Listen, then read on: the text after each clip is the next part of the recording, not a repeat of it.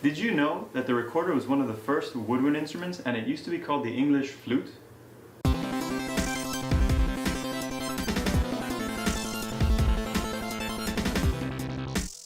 Welcome to Super Music Bros.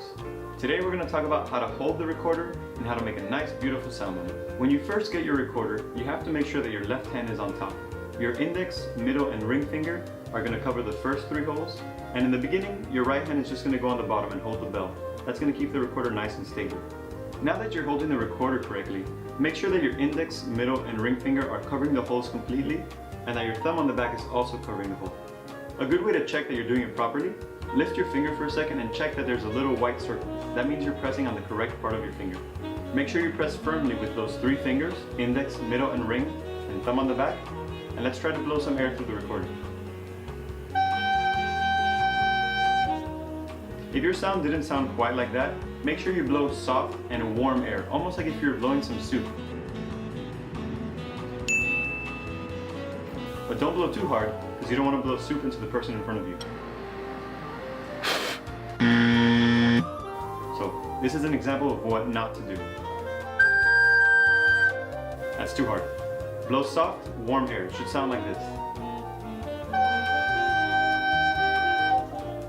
If your fingers aren't on the holes correctly and you are blowing soft, warm air, it's going to sound a little strange. It'll squeak a little bit and sound something like this.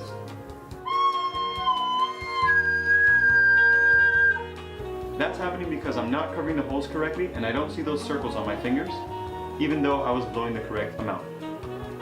Now that you can make a nice sound on the recorder, we have to talk about separating notes. Sometimes you want to play really long notes,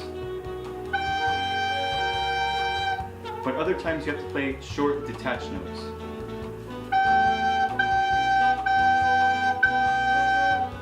And what's going on inside my mouth when I make those short, detached notes is my tongue is sticking out just a little bit and it's touching the tip of the recorder. That helps the sound stop and then start again very evenly. So it sounds like this.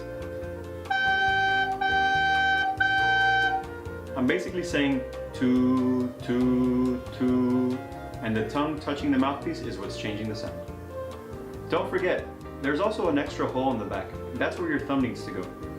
Depending on the note, you want to cover that thumb hole and make sure it's covered the same as the holes in the front. If there's a different note where you don't want to cover it, just lift your thumb and keep it ready there for the next note that might come up. Now that we're covering the first 3 holes, we're playing note G.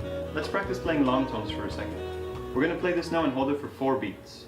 1, 2, ready, go. Now let's try that same note for 4 short beats. So we're going to play ta, ta, ta, ta. Remember, the tip of your tongue should touch the mouthpiece just so you can separate the notes very well. Here we go. 1, 2, ready, go. Try and challenge yourself. See if you can play longer notes, see if you can play shorter notes. So the way the recorder works, when you blow air into the mouthpiece, your air is split into 2 columns. The first column goes straight through the recorder, and most of the air comes out through the end right here. But the other part of your air comes out through this whistle hole right here. So you want to be careful not to cover that part because it does change the sound, and it doesn't sound quite as nice. Here's what it sounds like if I do cover the whistle hole. It's not very nice. Also make sure that your other hand, the one on the bottom, your right hand in this case, is always ready to go in case you need to cover other notes. Don't just let it cover notes by accident because that'll also change the sound.